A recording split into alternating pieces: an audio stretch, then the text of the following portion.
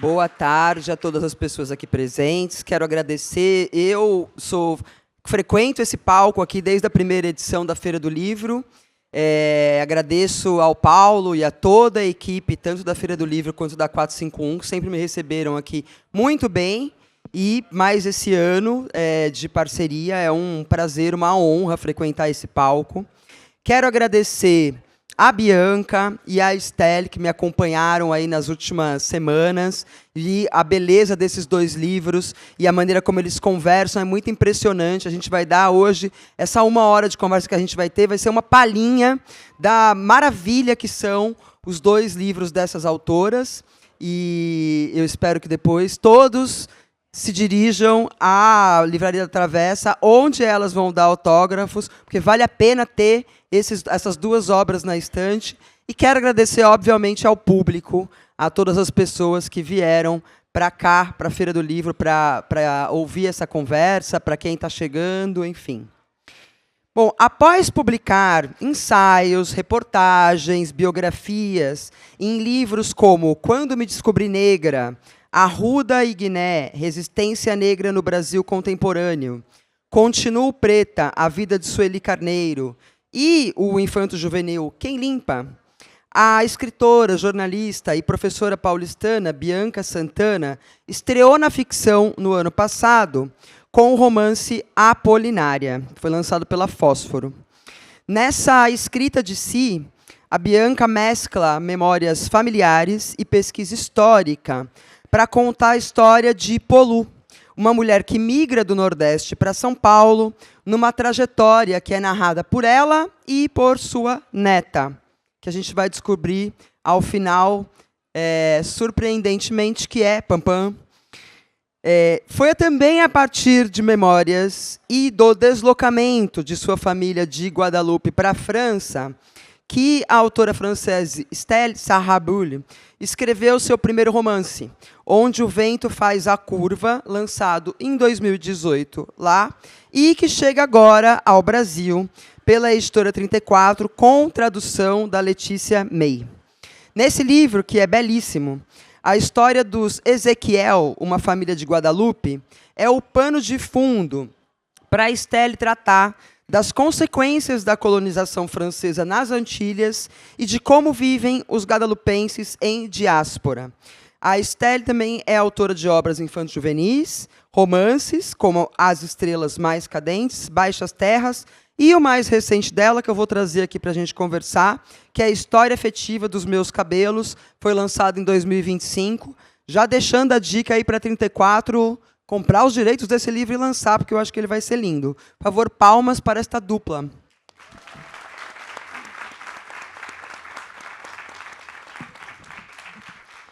Gostaria de começar o nosso papo falando sobre escrita de si de mulheres negras.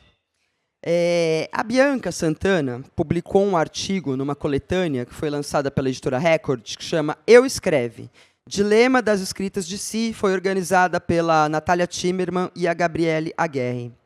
Num dos trechos desse artigo que a Bianca assina nessa coletânea, ela diz: a escrita de si de mulheres negras, entendida como trabalho de memória e formulação estética de sua própria existência, permite a constituição de subjetividades e coletividades que resistem ao racismo. Escrever-se é existir, lembrar, curar, denunciar e propor.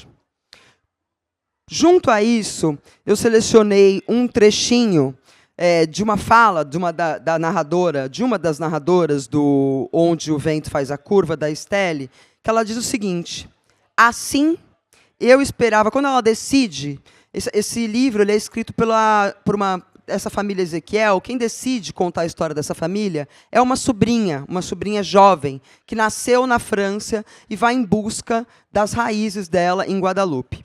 Quando ela vai dizer ao público, ao leitor, que ela decidiu escrever esse livro, ela diz o seguinte: assim eu esperava compreender, com um recuo no tempo, o contorno da minha própria existência. A partir dessas perspectivas, eu queria saber como é que foi escrever Apolinária e Onde o Vento Faz a Curva.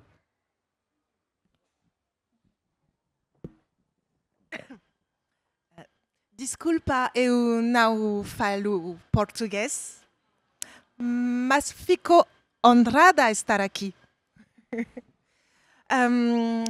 Donc, Então, obrigada. a pergunta é como é que eu comecei a escrever, é isso, né? Donc la question c'est comment j'ai commencé à écrire, c'est ça? Mas a partir da perspectiva da escrita de si de mulheres negras. A decisão veio do fato de que eu queria escrever. La décision est Isso era venue uma du fait coisa que importante para mim. E por que isso? Porque a escrita é o lugar onde eu melhor me sinto. E quando eu perguntei a mim mesma sobre o que eu escreveria, eu me dei conta, eu percebi que na literatura francesa quase que só se falava do Caribe francês. Os antilheses, né, os caribenhos franceses, são muito presentes na França, eles têm uma presença importante. E a Guadalupe e a Martinica são francesas, há 400 anos já. Portanto, é francês mesmo antes de algumas cidades da França metropolitana, do Hexágono. Por exemplo, foi francês antes da cidade de Nice se tornar francesa na França. E, apesar disso, na literatura francesa, nós somos muito pouco presentes. E por isso eu disse a mim mesma que isso podia ser um bom tema, um bom assunto, mais original do que a maioria da literatura francesa. E por quê? Porque na literatura francesa, em 80% dos casos, a história acontece em Paris, não muito longe do Boulevard Saint-Germain, só com pessoas de raça branca. Então, eu não sabia ainda se o que eu ia escrever interessaria ao público, mas eu sabia que era um ponto de vista original. Mais je savais que c'était un point de vue original.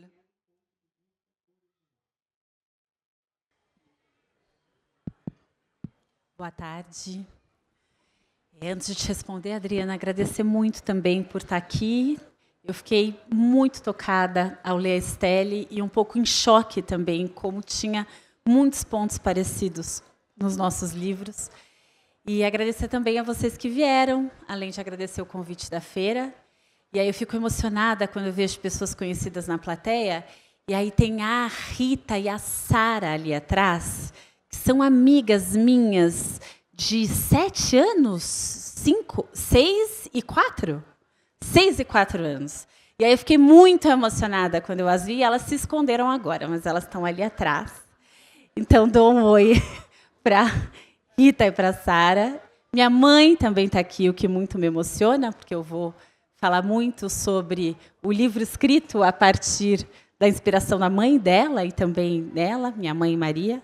Matheus Leitão, meu amor, está aqui, e a Natália, minha aluna. Então, dando oi para essas pessoas, eu dou oi para vocês, dizendo da minha emoção de estar aqui. Eu escrevo, né, uma tese que tem o título Escrita de Si de Mulheres Negras, e eu demorei para chegar a esse tema. A Conceição Evaristo, a autora que amamos tanto, fala em escrevivência, formula o conceito de escrevivência e diz o quanto ela não gosta da ideia de escrita de si, porque quem formulou, né, a escrita de si foi Foucault, esse escritor branco francês. E ela fala, por que a gente precisa, né, dessa referência para falar da nossa escrita? E aí eu peço desculpas para a Conceição, porque, apesar de tratar também de escrevivência, eu precisei dessa referência. Sueli Carneiro, ela escreve sobre as relações raciais no Brasil de uma perspectiva Foucaultiana. E ela vai falar de relações de poder. E como aqui no Brasil as pessoas brancas estão num extremo, as negras em outra, e ao ouvir Estelle, o pouco que eu conheço da sociedade francesa, não é. E essa afirmação cabe, é a mesma para os dois lugares. Mas a forma como o racismo opera aqui tem suas especificidades. Como, por exemplo, a gente ter acreditado por tanto tempo que aqui era uma democracia racial. E se a gente tem mais de 50% da população brasileira negra, A literatura brasileira também foi, por muito tempo, branca, escrita principalmente em São Paulo e no Rio de Janeiro, por homens, falando de sua própria realidade. Então, a importância de mulheres negras, nas palavras da Conceição, se apropriarem da pena para narrar a partir da própria vivência, é enorme para a literatura. E quando ela diz narrar da própria vivência, não significa que você vai narrar exatamente o que aconteceu com você. Significa que você vai também inventar. Você vai produzir ficção, não ficção, literatura. Mas a partir desse corpo que tem a experiência. E não esse olhar externo que coisifica o outro. Já usando palavras da Sueli Carneiro, em diálogo com Foucault e com Fanon. E aí, na tese, eu entrei no doutorado para escrever sobre uma outra coisa, mas fui ficando cada vez mais intrigada com a importância dessa produção literária de mulheres negras crescente no Brasil. Para mim, 2014, 2015 é um marco importante, depois 2020 é outro marco. Isso tem crescido nas grandes editoras, porque antes, não é que as mulheres negras não escreviam. O primeiro romance, Úrsula, de Maria Firmina dos Reis, foi publicado em 1859. E a gente ficou muito tempo sem conhecer essa literatura. Carolina Maria de Jesus publicou Quarto de Despejo em 1960 e até hoje tem Imortal, na Academia Brasileira de Letras, que diz que aquilo não é literatura.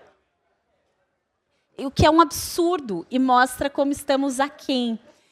E aí entender essa escrita de ficção e não ficção a partir da própria experiência, mas no enfrentamento ao racismo, para mim foi importante olhar para o Foucault para pensar as técnicas de si e a escrita de si como possibilidade de resistência ao racismo.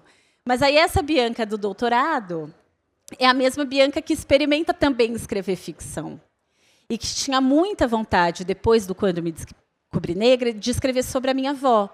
Eu escrevi em primeira pessoa, escrevi em terceira pessoa, não estava funcionando muito bem. E aí, quando eu coloquei duas primeiras pessoas, uma da Polinária e uma da Bianca, eu acho que o livro foi. Vou aproveitar esse gancho que você usou das primeiras pessoas, porque eu acho que é a primeira semelhança entre os livros de vocês. Né? O livro da Bianca ele é narrado pela avó, a Polu, e pela neta. O livro da Estelle é narrado pela sobrinha, por 3 irmãos, 2 irmãs e 1 irmão. Eu queria que vocês falassem sobre como foi, você já falou sobre a opção, Bianca, mas também como foi ir cruzando essas histórias, porque também dentro disso entram diferentes gerações, passa por diferentes décadas. Então eu queria que vocês falassem sobre as escolhas que vocês fizeram no tempo, as escolhas temporais das histórias que vocês queriam contar e também como foi criar essas vozes, como foi trabalhar nessas vozes.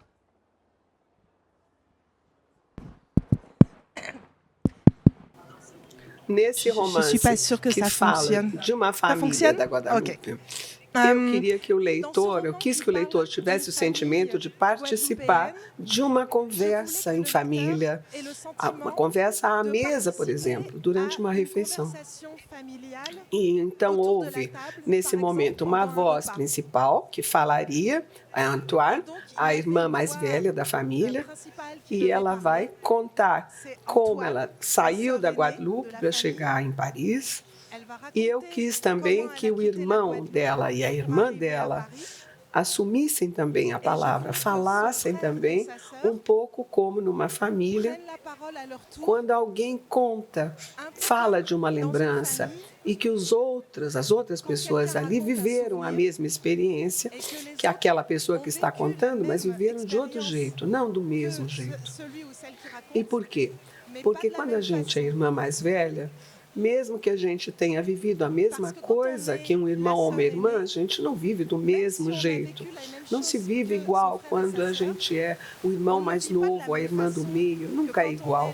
E eu quis que muitas vezes, que por vezes pelo menos, a fala da Antoine fosse interrompida pelo irmão ou pelo irmão para dizer, não foi assim, isso não aconteceu assim. Ela está dizendo que foi assim, mas eu vou dizer como foi mesmo. Né? E dessa maneira, eu permito que o leitor escolha, que ele decida com quem ele vai estar de acordo, com a Antoine, ou com o irmão mais novo, ou com a irmã do meio, ou com a sobrinha, que escuta os três contando, e que é bem mais jovem, e que tem ainda uma outra experiência. Isso me interessou, através dessa narrativa familiar, falar da história da Guadeloupe no século XX, das relações entre a França metropolitana e essas ilhas que são ex-colônias, e de poder dar vários pontos de vista sobre essa história comum. Mas, de início, eu tinha escrito o romance na terceira pessoa.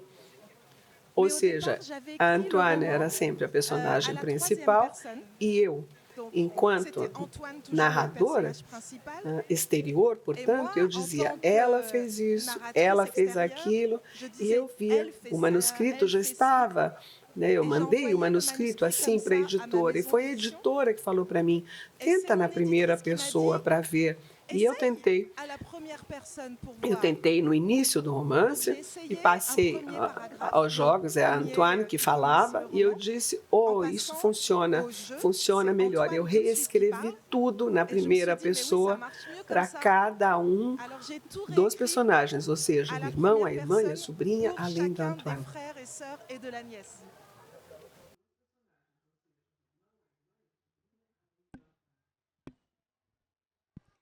Que grande editora você tem, porque realmente foi uma belíssima escolha. E outra coisa que me chocou muito, é um pequeno spoiler, mas a Antoine, ela não tem esse nome. Ela tem um outro nome que precisa ser protegido. E esse outro nome parece muito com a Apolinária. E eu fiquei muito chocada também com isso. Mas, retomando as minhas primeiras pessoas, é isso. Eu queria muito escrever sobre a minha avó. Eu queria,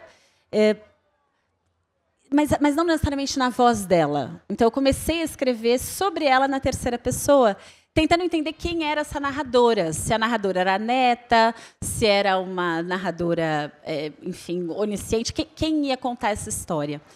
E eu não consigo tomar essa decisão antes. Essa semana eu comecei ali um novo texto e eu estava conversando com meu filho, de 17 anos, e fazendo perguntas para ele. E aí eu sentei para escrever, e aí ele ficou um tempo no quarto. Quando ele voltou, eu falei, Lucas, você pode ouvir um pedaço? Ele, mas já? Eu falei, mas você não vai planejar antes? Eu falei, não, eu vou escrevendo. E aí, conforme eu vou escrevendo, eu vou mudando o rumo. Eu não planejo muito antes. E aí, nessa escrita, eu experimentei uma terceira pessoa que eu acho que não funcionou. Ela ficou um pouco falsa. Talvez porque eu tivesse com vontade de experimentar a voz da Apolinária. A minha avó nasceu na beira do Rio São Francisco com um vocabulário que, para mim, é muito encantador. E um modo de contar também muito encantador. E aí, além de ter o tom da minha avó, eu acabei visitando aquela região em alguns momentos. E aí isso foi firmando ainda mais o meu desejo de experimentar aquela voz, que não é como eu falo, nem como eu escrevo, mas que está muito presente em mim. E eu tinha muita vontade de experimentar. E aí eu escrevi, então, na voz da Apolinária, a história dela. Mas na história dela e na forma como ela narra, tem várias contradições. E, além das próprias contradições, tem ali algo que me incomodava de deixar só na perspectiva dela. Porque a minha amada avó, uma mulher preta, nordestina, que nasceu no começo do século XX, ela reproduzia racismo sem muito pudor, né? E eu também não me sentia confortável em deixar aquela versão daquele jeito. E aí, o que fazer? Aí eu inventei uma neta que chamava Janaína. Veja bem. E aí estou lá com a voz da Janaína, que era uma voz falsa, de uma Janaína muito inspirada na Bianca, não fazia sentido nenhum. Aí eu mandei a Janaína embora, escrevi mesmo como Bianca, e fui ali nessas duas vozes até seguir o livro.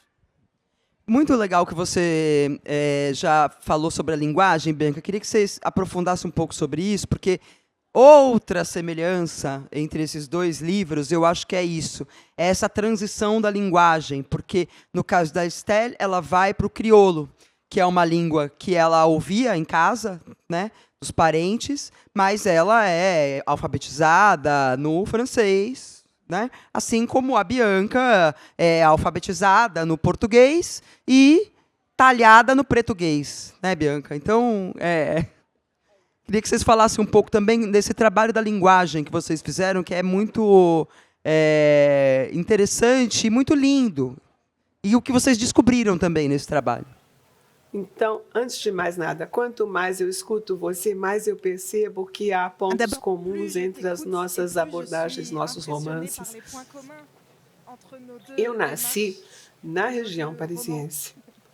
Meu pai veio da Guadalupe, ou seja, a 7.000 quilômetros da França metropolitana, ou seja, no Caribe, e a minha mãe veio do norte da França, pertinho da fronteira com a Bélgica, e os dois se instalaram na periferia de Paris, e o meu pai nunca falou creole comigo, e muito tempo depois eu o recriminei por isso. Eu perguntei para ele, por que você não me transmitiu essa língua?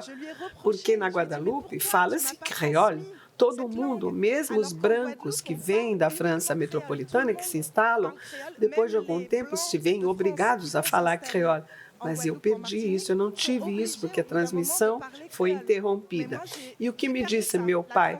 Eu não sabia por que eu ia te falar em creole, não tinha interesse nenhum. Eu me casei com a tua mãe, que veio do norte da França, a gente mora perto de Paris, isso me parecia artificial, me teria parecido artificial, e, sobretudo, eu quis que você falasse o bom francês, a norma culta. Então, é verdade que, naquela época, a primeira importância, o ponto crucial para os pais que vinham de fora, um deles é que os filhos falassem francês em norma culta. A mesma coisa com os imigrantes que vêm da Argélia ou da África Negra, há sempre essa vontade, é preciso se integrar pela língua, pelo francês norma culta. Ao passo que ele, meu pai, falava creole com o pai dele, porque todo domingo ele ligava para o meu avô. O meu avô nunca falou francês, ele sempre me falava em creole. E eu não entendia, e eu ficava frustrada com isso.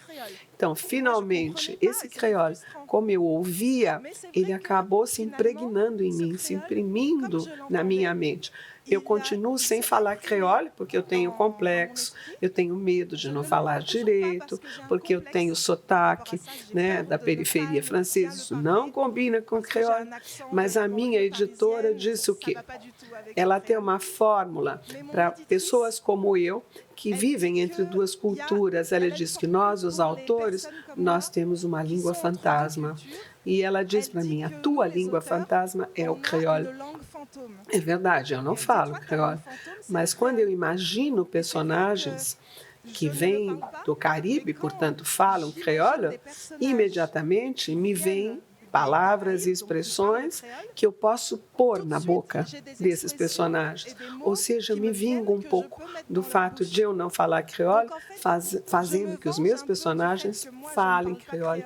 Mesmo que seja só uma ou duas palavras, o leitor vai ter a impressão que os meus personagens falam creole, mas, na verdade, eu só sei falar 3 palavrinhas. Alors que moi, je ne sais pas dire plus de 3 mots dans la réalité.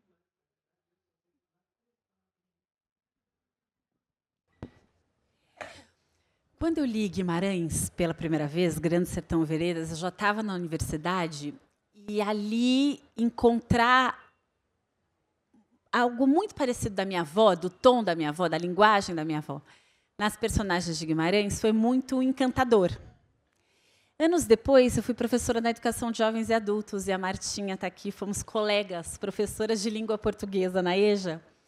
E ali, quem não foi alfabetizado na infância e na adolescência tem muito mais barreiras com a escrita.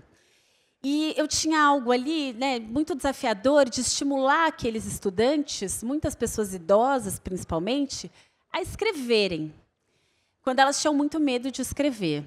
E aí a Bel, que era a nossa coordenadora, muito sensacional, ela me estimulou a trabalhar a autobiografia como gênero textual para estimular as pessoas a escreverem a partir das próprias histórias. E ainda assim, era um pouco difícil, porque o que eu trazia como exemplo de texto autobiográfico tinha uma linguagem diferente. E aí, em diálogo com ela, com a Jussara, que era também nossa diretora, falei, eu quero ler A Terceira Margem do Rio com estudantes da EJA.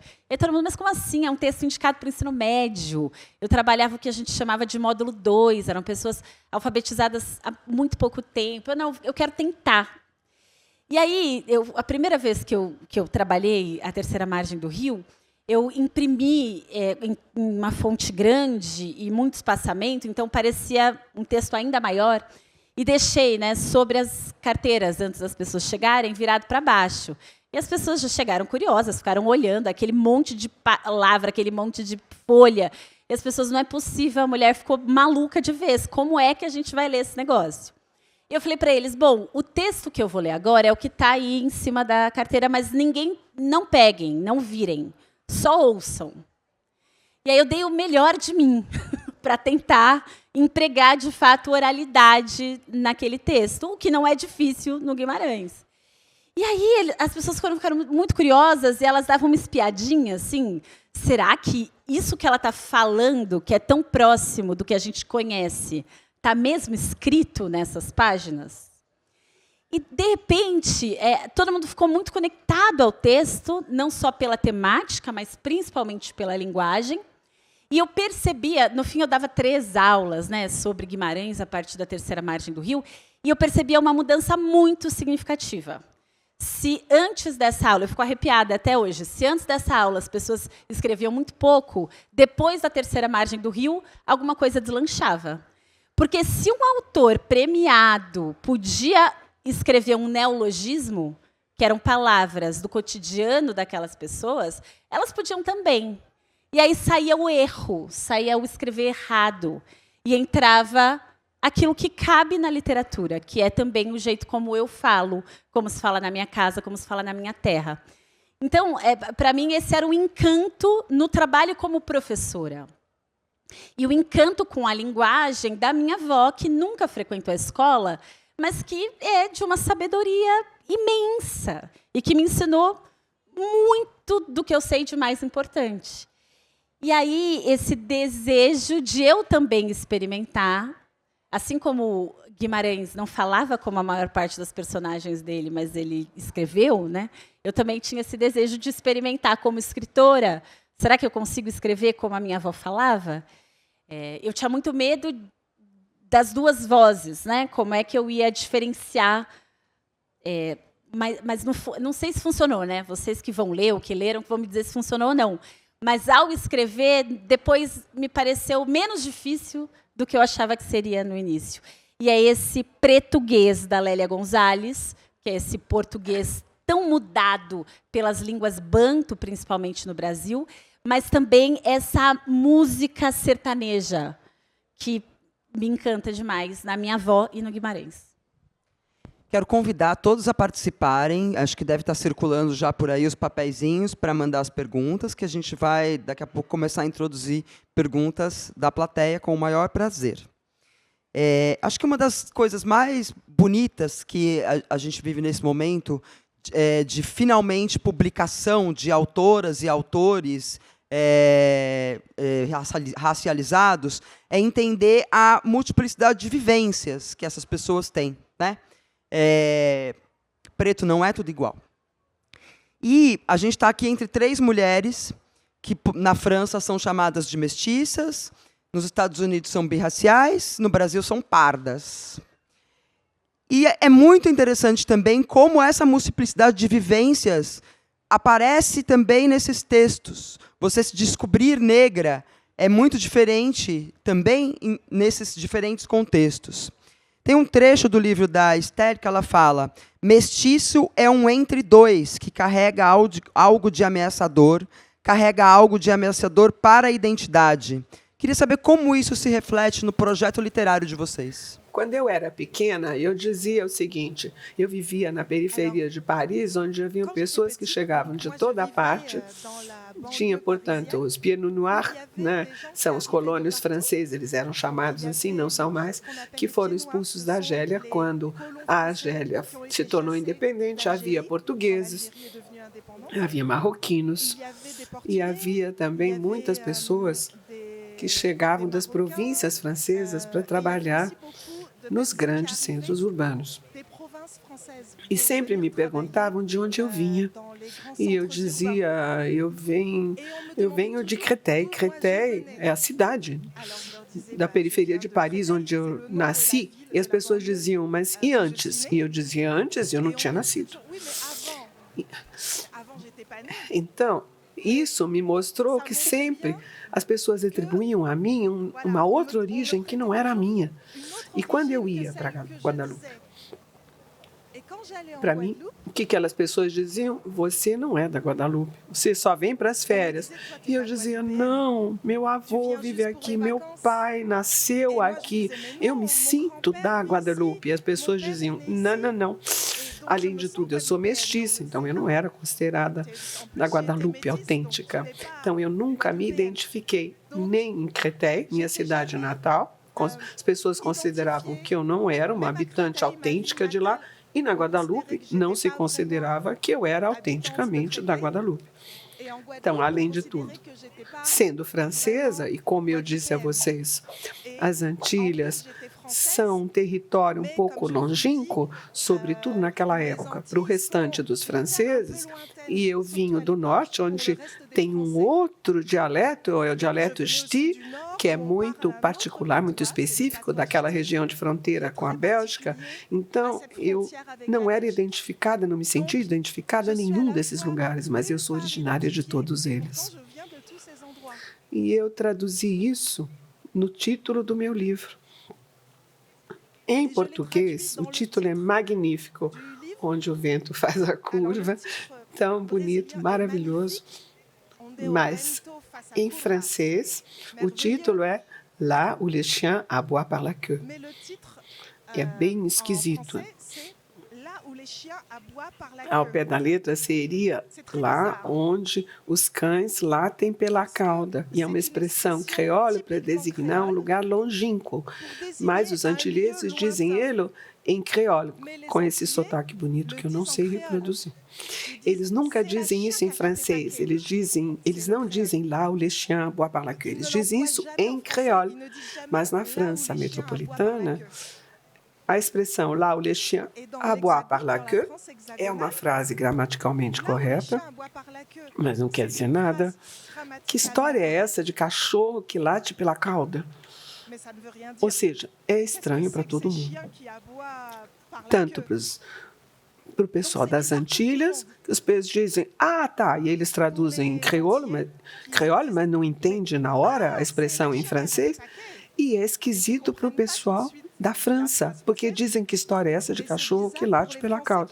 Então, é como eu me sentia bizarra em todos os lugares, mas, ao mesmo tempo, as pessoas viam, constatavam que eu tinha, a cada vez, em cada circunstância, a cultura local. Então, isso é uma piscadela, né, para assumir essa expressão creola e traduzi-la ao pé da letra, em francês correto, entre aspas, como título do meu romance, porque isso me representa muito bem.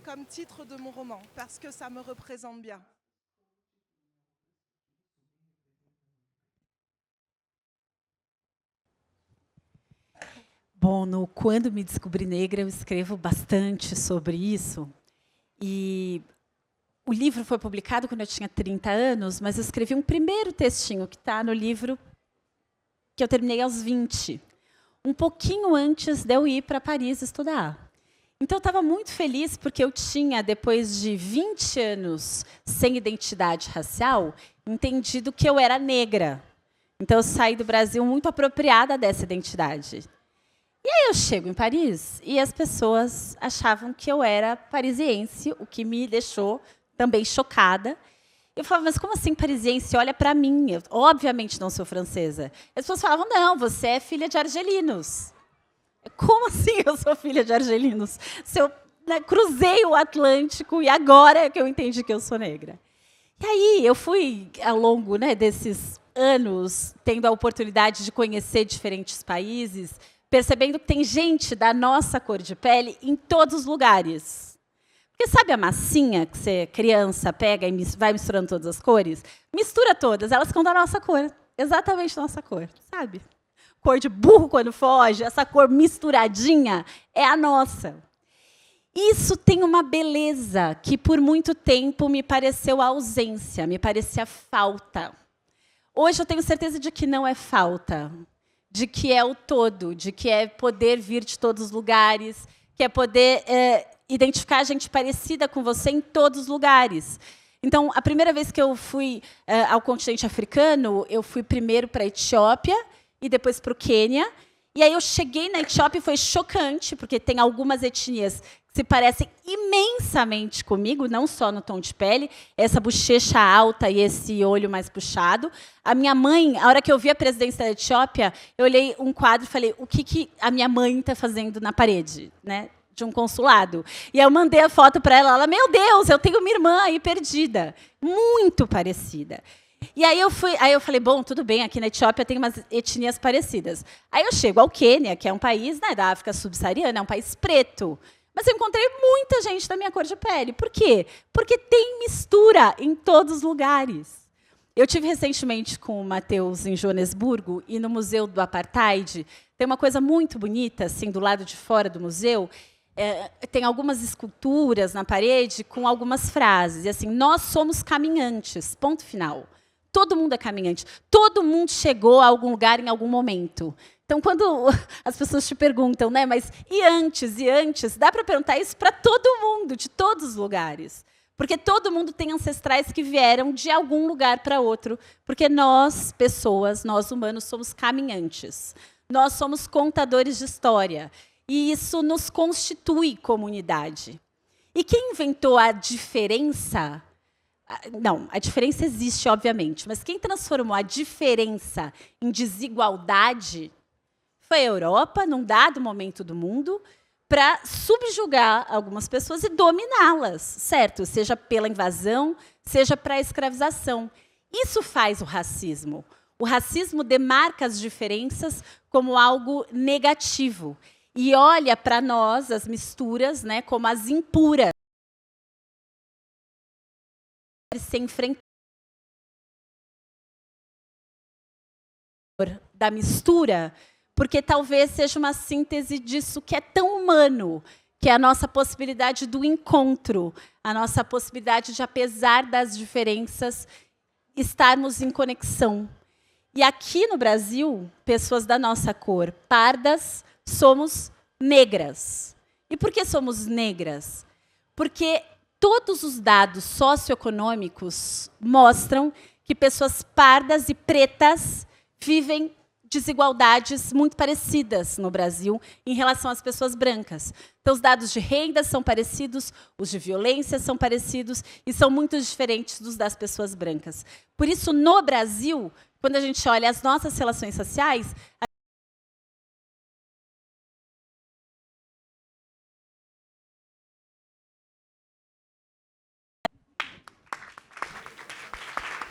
eu vou voltar ao que acaba de ser dito pela Bianca. Nesse sentido, exatamente assim.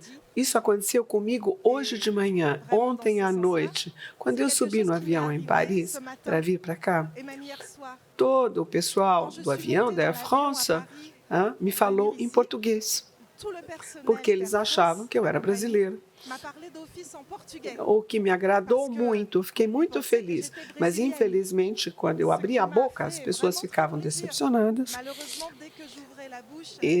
E hoje de manhã, no hotel, eu não entendia em qual tecla eu tinha que apertar no elevador para tomar. Eu não sabia qual era o andar, né, para tomar o café da manhã. E eu apertei o botão errado, né, e eu fui parar nas dependências do hotel, deve ter, talvez no subsolo, e com o meu péssimo português, eu perguntei ao gerente que estava lá onde ficava a sala do café da manhã. E ele gentilmente me mostrou o refeitório dos funcionários, do pessoal. Por quê? Porque ele pensou que eu fazia parte da equipe que trabalha no hotel, talvez a equipe da manhã, mas ele não pensou que eu pudesse ser uma cliente do hotel. E é exatamente a mesma coisa quando eu vou para Guadalupe. E que eu vou de férias com os meus filhos no hotel.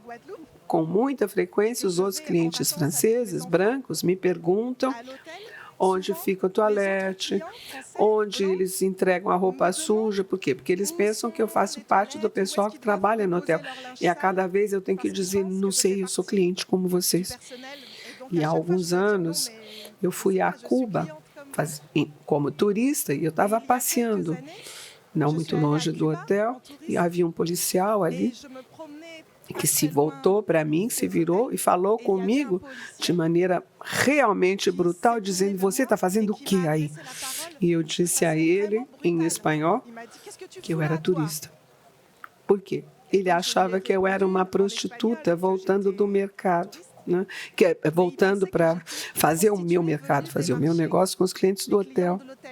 Então, vejam, às vezes eu sou brasileira, às vezes eu sou cubana, mas nunca de Créteil, onde eu nasci. E a cada vez eu sou remetida à categoria social que se projeta sobre os negros em geral. E isso é uma experiência que nós todas temos e já vivemos.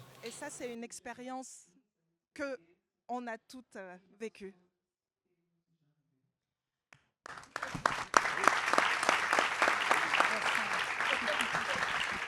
Olha, Estelle, eu sinto muito que você tenha descoberto que essa é uma mulher negra no Brasil vivendo essa experiência, e ainda que você tenha vivido em outros lugares do mundo, é muito mais lamentável que isso aconteça no Brasil, porque o Brasil é o segundo lugar do mundo que mais tem pessoas negras no planeta. Então, é ainda mais triste, né? A gente saber que o Brasil é um país tão racista. Restaurante do hotel. Não, mas j'ai fini par trouver porque quando eu cheguei no refeitório do pessoal, eu disse, nossa, é pequenininho, esquisito. Então eu me virei sozinha e fui parar no restaurante para tomar o café da manhã. Et donc, je me suis débrouillée toute seule.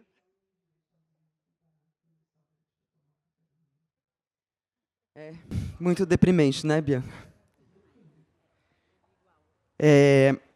Falando... Lógico. Posso?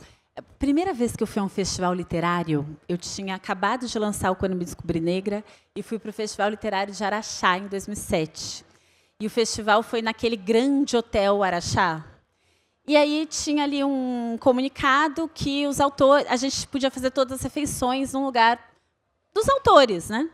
E aí eu saí do quarto para jantar e fui procurar qual era esse lugar que eu devia jantar. E eu não conseguia, ninguém conseguia me responder. Aí eu perguntei para um segurança e ele, de novo, muito gentilmente, me indicou o lugar onde ele mesmo comia. Porque ele olhou para mim e viu uma igual. E aí ele me falou, porque eu tinha descer, e virar, e descer. E eu fui fazendo esse caminho, achando que foi ficando tudo muito estranho, muito diferente do restante do hotel. E aí eu chego e vejo que era o refeitório dos funcionários. E eu estava indo lançar esse livro Quando Me Descobri Negra. Eu fiquei tão... Assim, comer é muito importante para mim. Eu sou taurina, eu não pulo refeições. Mas eu voltei para o quarto... Eu também sou taurina. Você também é taurina. Mas eu voltei para o quarto e não comi. Eu não dei conta de sair daquela situação e procurar qual era o restaurante possivelmente muito bonito e iluminado e com variedade de comida onde estavam as pessoas brancas. E eu dormi, não comi. E para uma taurina isso é um tipo de punição. Vocês tem uma questão que eu queria trazer para vocês, que é o impacto de romper com a subalternização. Porque, em geral, as pessoas negras elas são, né, retratadas pela subalternidade, né, justamente, dessa experiência que vocês estão relatando aqui. E, tanto em Apolinária quanto em Onde o Vento Faz a Curva, a gente tem essa complexidade, né, dessas personagens. Mas, para além disso, é uma complexidade narrada sob a perspectiva de mulheres. Né? Ainda que tenha um personagem homem, que é também é um narrador, né? Mas ele é o irmão mais novo, né? Ele mal fala. Né? Mas tem essa complexidade da perspectiva de mulheres. Queria que vocês falassem um pouco sobre isso também, a partir da literatura de vocês e também do que vocês leem. O fato de escrever a partir de ponto de vista da mulher, é isso, né? Donc le fait d'écrire à partir du point de vue d'une femme, c'est ça? Mas também de mulheres que são subalternizadas e da complexidade dessas personalidades. A Antoine, minha personagem principal, a irmã mais velha, Antoine, mon personnage ela tem principal, nome ma sœur aînée, masculino. Antoine é Antônio. porte un prénom E foi masculin de en propósito français. que eu fiz isso. Antes de mais nada, porque nas Antilhas, durante muito C'est fait tempo, exprès, d'abord parce que os prenomes, os nomes eram muito menos associados a gênero como na França metropolitana. Na França, alguém que se chama Antoine é um homem. E isso parecia esquisito para um leitor da França metropolitana que uma mulher tivesse esse nome. Nas Antilhas, isso não chocava. Por exemplo, nós tivemos uma ministra de ultramar que vinha do Caribe e que se chamava Jorge, que é um nome realmente masculino para o resto da França. Eu gosto dessa ideia de que os nomes, o prenome, não sejam forçosamente associados a um gênero. Infelizmente, isso está desaparecendo nas Antilhas e hoje as crianças têm os mesmos nomes, os prenomes, como na França. Então, eles se chamam Kevin ou Mateus, como no resto da França. Mas eu quis mostrar isso. Isso foi também para mostrar que a Antoine era uma mulher forte. Ela nasce numa sociedade extremamente patriarcal, onde ela deveria se submeter às imposições sociais, mas ela não quis se casar, ela não quis filhos. E ela quis fazer o que ela queria fazer na vida. Ela é muito bonita, mas a beleza dela, para ela, é quase um fardo. Relativamente, e pensando nos objetivos que são os dela. Por exemplo, ela não usa roupa de mulher, ela só usa roupa de homem porque é muito mais prático para todos os seres humanos, na vida cotidiana, usar roupa masculina. Então, eu criei essa mulher forte que atravessa muitos obstáculos, que vai ter casos de amor, histórias de amor que não são o centro da vida dela, o pivô da vida dela, e isso não é comum na literatura francesa. Ao passo que mulheres fortes assim há muitas nas Antilhas. E, estranhamente, dentre os leitores na França metropolitana, o livro fez muito sucesso. Mas uma questão que sempre voltou à baila é por que é uma mulher que fala como protagonista. E por que os homens têm tão pouco lugar no seu romance? Há um masculino, mas não é alguém que tem o poder, é o irmãozinho. Então, quando alguém me faz essa pergunta, eu sempre respondo o seguinte: você nunca se perguntou o contrário? Em 70% dos romances são homens, né, que têm o holofote sobre eles e ninguém se questiona. Então, uma vez que é o contrário, que é o inverso, parece estranho. E o que é pior, em geral, mulheres me perguntaram isso, ou seja, são esquemas patriarcais, são bem compartilhados entre homens e mulheres. Isso foi interessante para mim, de partir da cultura das Antilhas para fazer que todo o país pensasse sobre esse modelo extremamente patriarcal, esses modelos patriarcais que nós todos temos em mente.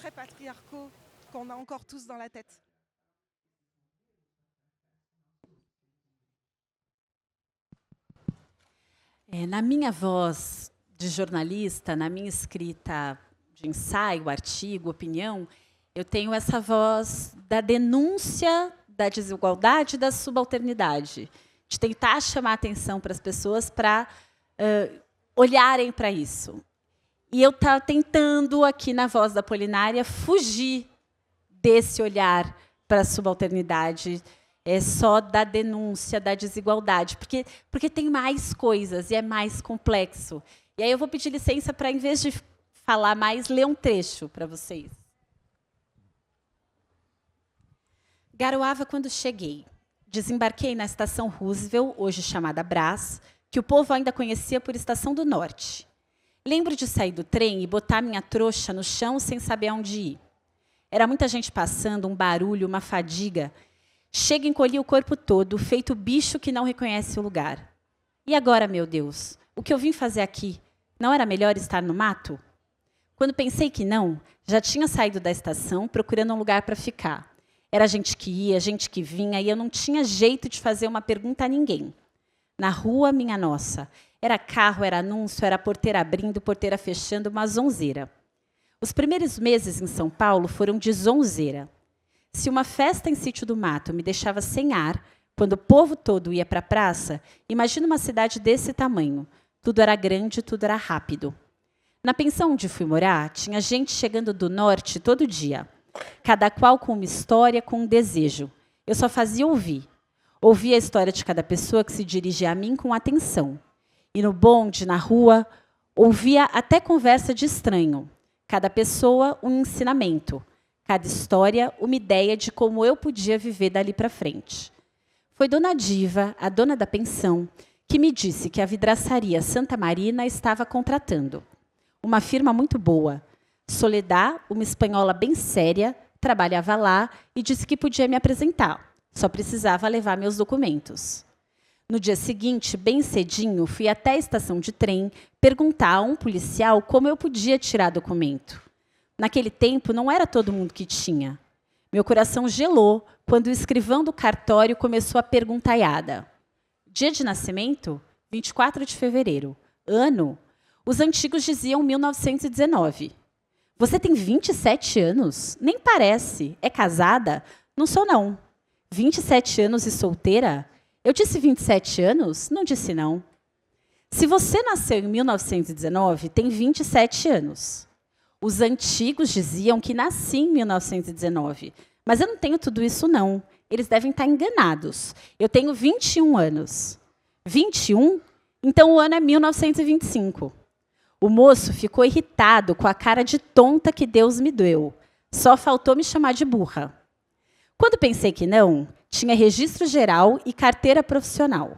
Fui fichada na Santa Marina como auxiliar de limpeza, porque não sabia ler nem escrever.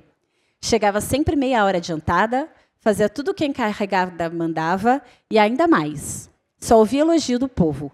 Ganhava presente das operárias quase toda semana. Uma saia que não servia para uma, um sapato apertado para outra. Eu só andava na rua muito bem arrumada com o que elas me davam.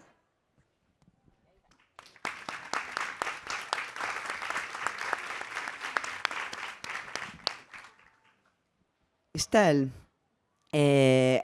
junto com esse movimento que a gente, felizmente, tem no mercado editorial brasileiro, de maior investimento em publicar autoras e autores racializados, felizmente, a gente tem também a chegada de muitos autores das chamadas Antilhas francesas. Então, a gente tem Maryse Condé, Aimé Césaire, Simone Schwartz-Bart, Frantz Fanon, Patrick Chamoiseau, Edouard Glissant.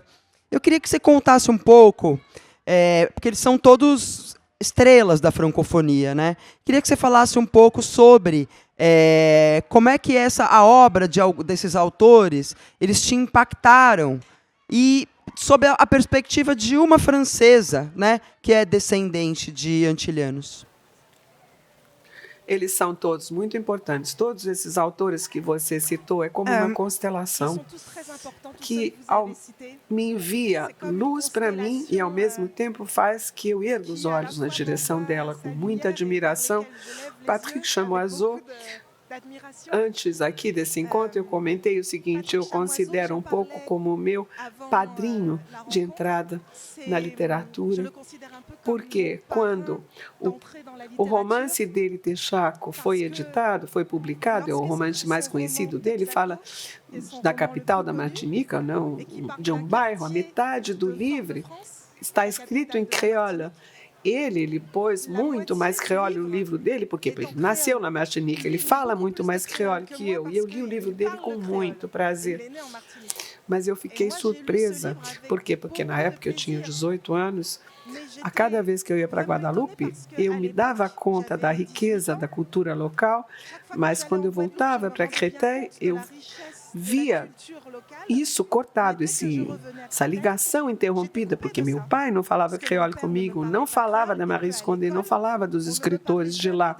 E eu já me tinham dito que a literatura francesa clássica, né, Victor Hugo, Balzac, tudo, era isso que eu aprendi. Eu gostava de todos eles, adorava, mas eu via que havia uma parte da minha cultura que estava completamente ausente.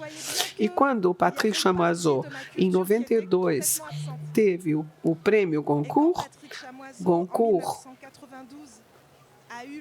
mais famoso da literatura francesa contemporânea, eu disse, é possível, então,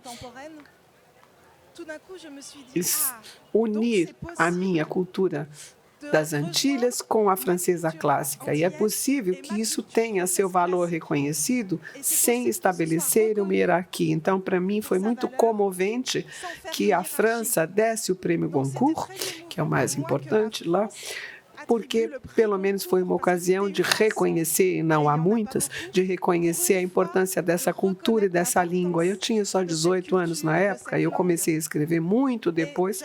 Eu publiquei o meu primeiro romance, eu já tinha mais de 40 anos, mas já naquela época aquilo foi um clique psicológico para mim.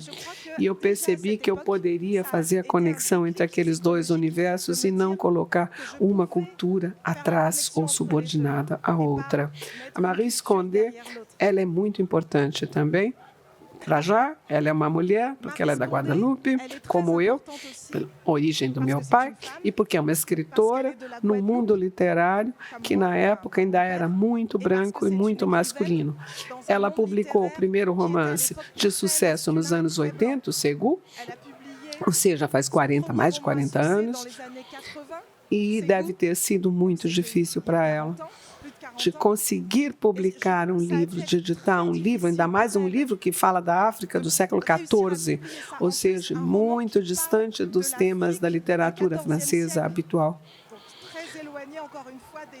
Ou seja, na França, me remetem com muita frequência a ela, porque ela é mulher, porque ela é da Guadalupe, como eu, e eu publiquei meu primeiro romance na mesma categoria que ela. Na verdade, eu gostava muito dela, sempre gostei. Quando meu primeiro romance foi publicado, eu soube que ela tinha lido, que ela tinha gostado muito, eu fiquei sabendo isso depois, e a Marie Escondé sempre gostou que jovens autores fossem falar com ela. Mas eu, na época, não sabia disso, eu não me atrevi a ir até o sul da França falar com ela. E, infelizmente, ela morreu pouco tempo depois. Ela tinha acabado de receber o Nobel. E foi a família dela, gente próxima dela, que me disse, mas por que você não foi falar com ela? Ela estava esperando que você fosse. E eu lamento tanto, eu não sabia, não fiquei sabendo a tempo que eu poderia ter humildemente bater à porta dela. Eu soube, então, que ela ficou esperando por isso, e eu fiquei muito tocada pelo fato dela ter lido o meu primeiro romance. Claro, os outros autores são importantes, Aimé Césaire, um outro nome que a gente esquece, que é Françoise Ega. Ela também é da Guadalupe e ela escreveu o primeiro romance dela de sucesso, Carta a uma Negra, como uma resposta ao livro da Carolina Maria de Jesus. Ela não a conhecia, Carolina Maria de Jesus, mas ela se reconheceu no que a nossa autora escreveu, e a pretexto de escrever uma carta a Carolina, ela escreveu sobre a própria vida dela, porque, novamente, as experiências eram muito semelhantes, muito próximas, e isso me toca muito, que essas mulheres tenham aberto a via, o caminho à escritora que eu hoje sou.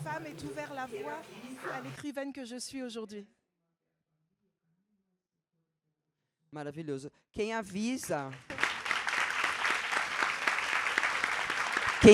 amiga, aproveita que estão na feira para comprar Françoise Ega, Marie Escondé, entre outras todas que a gente falou aqui. Então, tem livros fresquinhos. A Françoise Ega, inclusive, foi lançado mais um livro dela aqui no Brasil no começo desse ano. Antes da gente se despedir, queria ler um trecho do livro da Bianca, sobre um tema que eu adoro e que perpassa também a literatura de muitas autoras negras de diferentes origens. 1 tonelada de creme, pente, trança. Minha avó esticava os fios até o olho ficar puxado. Insistia que nosso cabelo ruim tinha que ficar sempre preso, sem nenhum arrepiadinho. Parte de mim concordava com ela. Parte queria ter dinheiro para fazer escova no salão e brilhar com o liso. Parte ainda queria deixar o crespo armado. Mas para a avó, não importava o que eu queria. Importava a neta estar sempre arrumada e não parecer essas neguinha. O cabelo ruim estava sempre preso. E as notas do boletim precisavam ser as melhores. Sob diferente perspectiva, a Estelle também trata de cabelo no livro dela, assim como a Chimamanda abre Americaná falando sobre cabelo. A Jaimília Pereira de Almeida, que é uma autora luso-angolana, comprem também, estreou na literatura com um livro chamado Esse Cabelo, e a Estelle acabou de lançar agora a história afetiva dos meus cabelos. Queria ouvi-la sobre o quanto ainda pode render na literatura o cabelo crespo de mulheres negras. Se chama História Sentimental dos Meus Cabelos. E é verdade que meu ponto de partida é o fato de que eu tenho cabelos crespos numa sociedade crespa, onde isso não é maioria, não é norma. E eu conto como o fato de ter os cabelos que são os meus condicionou provavelmente também o fato de eu ter me tornado escritora. Porque, uma vez mais, não pertencer à norma é dever se construir a si mesma, contra tudo e todos, mas permitir também que a gente tenha um olhar outro sobre a sociedade exterior e entender que as pessoas funcionam a partir de um bom número de preconceitos. Além disso, a partir do momento em que eu me tornei escritora, eu me apresentei, eu me tornei candidata a ganhar minha vida num colégio na periferia, para ganhar durante 10 meses, trabalhar como professora. E a diretora do colégio me disse: eu quero repetir você para que você trabalhe com os alunos, mas eu quero que você trabalhe somente com uma sala, com uma classe, onde há alunos que se destinam justamente a serem cabeleireiros. Porque eles estão, CAP é a formação técnica. E são jovens que têm 15, 16 anos e que 2 anos depois vão estar na vida profissional. Ou seja, eles estão afastados da literatura, do texto escrito. Então, se houver uma possibilidade para eles de falar como escritora, é agora. E eu disse, claro, ok, mas eu me perguntei o que eu poderia dizer àqueles alunos que seriam cabeleireiros. E eu comecei a olhar na literatura mundial, francesa, mas não só, se falava de cabelos.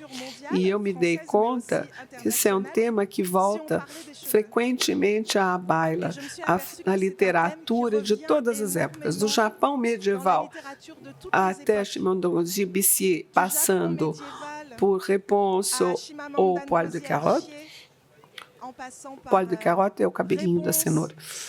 O cabelo é o que nós temos de mais íntimo, mas é também algo extremamente social. A gente nunca deixa isso tranquilo. Por quê? Porque através do nosso penteado, dos nossos cabelos, a gente expressa algo que a sociedade aceita ou não.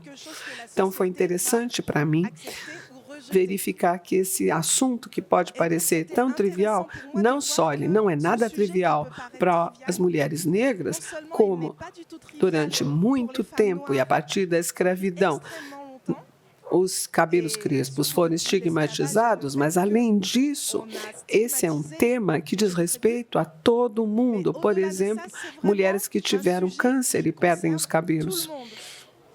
Ou mulheres que envelhecem e que pintam os cabelos, ou homens que ficam calvos, ou seja, os cabelos são um assunto importante. Então, eu quis mostrar isso no meu livro e eu percebi também que esses alunos que eu tinha ali, frente a mim, eles eram todos racizados, ou seja, eram filhos de famílias de imigrantes, segunda ou terceira geração, da África do Norte ou da África subsaariana. Ou seja, eles tinham também, com frequência, cabelo crespo, e as meninas, principalmente, sabiam fazer vários penteados com tranças, etc. Mas na formação que elas estavam seguindo, que elas estavam tendo, elas só aprendiam a fazer penteado de cabelo caucasiano, cabelo liso. E eu via as cabeças sobre as quais elas treinavam, era só cabelo liso. E na França, só desde 2023 é que passou a ser possível, como um adicional à formação, que se passe um tempo da formação estudando, trabalhando, praticando em cima de cabelos não lisos, mas ainda é algo marginal. Ou seja, uma vez mais, a gente perde um savoir-faire, um know-how rico, e aqueles jovens todos abririam salões de cabeleireiro, provavelmente na periferia, onde tem muita gente com cabelo não liso, mas isso não era reconhecido, não foi reconhecido naquela formação.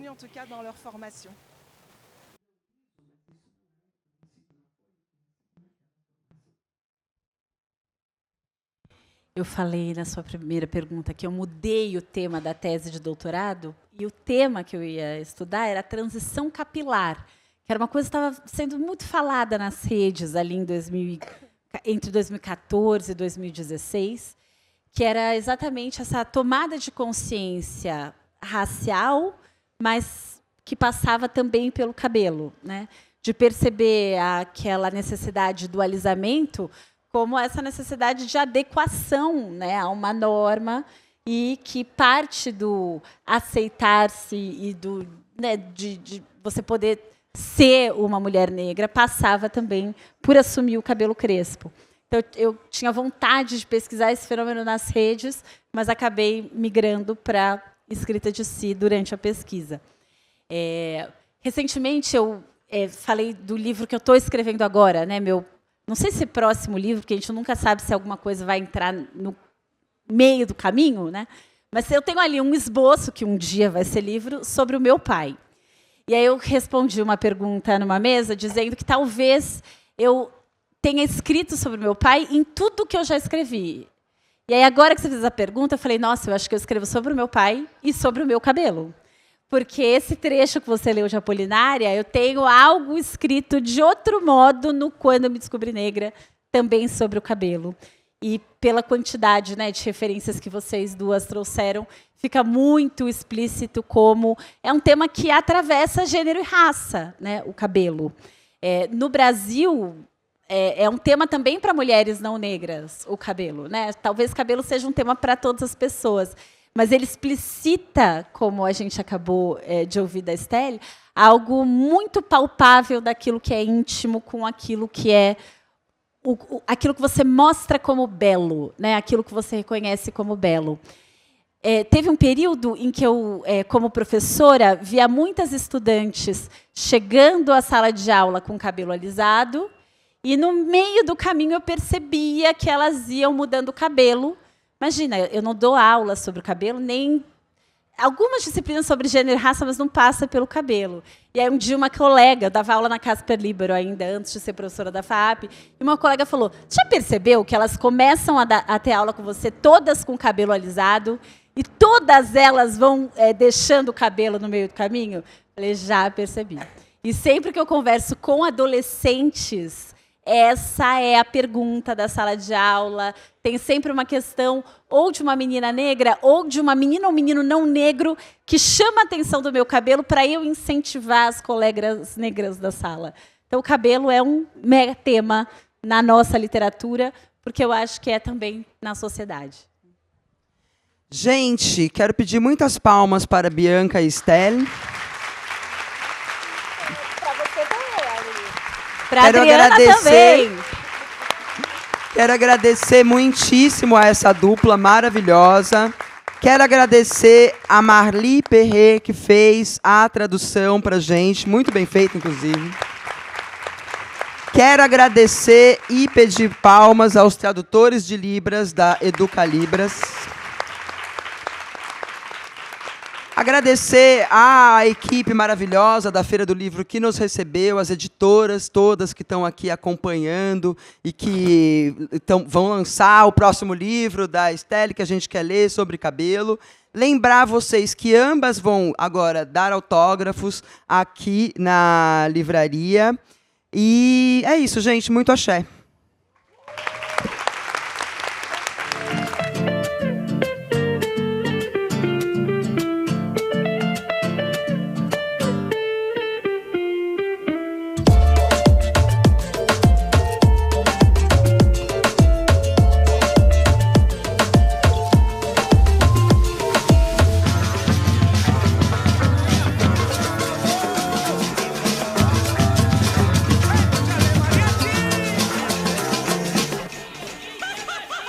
Sejam todos e todas bem-vindos à Feira do Livro 2026.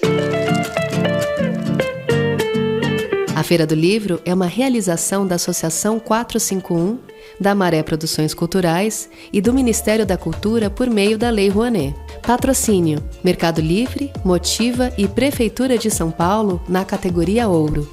Itaú e Laranjinha Itaú na categoria Prata. Apoio: Pinheiro Neto Advogados, Instituto Ibirapitanga, Enjoei e Companhia das Letras. Parceria institucional: Livraria da Travessa, Mercado Livre Arena Pacaembu, SP Livro e Museu do Futebol, junto à Secretaria da Cultura, Economia e Indústria Criativas do Estado de São Paulo. Apoio institucional: Embaixada da França no Brasil, Instituto Camões, Arco Educação, Ministério das Relações Exteriores do Uruguai, Instituto Ramon Llull, Gráfica Viena, Chambril, Quiro, Frida e Mina, Inside by Meliá São Paulo e Higienópolis, Ernesto Tzurnik Advocacia, Ecoar, Arpa, Ovo e Bubu Restaurante. Parceria de mídia: 451, Folha de São Paulo, UOL, TV Brasil, Rádio Nacional, JC Deco, Piauí, Carta Capital, Mídia Ninja, Nexo, Gama e Publish News. Acompanhe a programação e cobertura completa da Feira do Livro 2026 no site da revista 451 e também nas nossas redes sociais, @a Feira do Livro. Viva o livro brasileiro!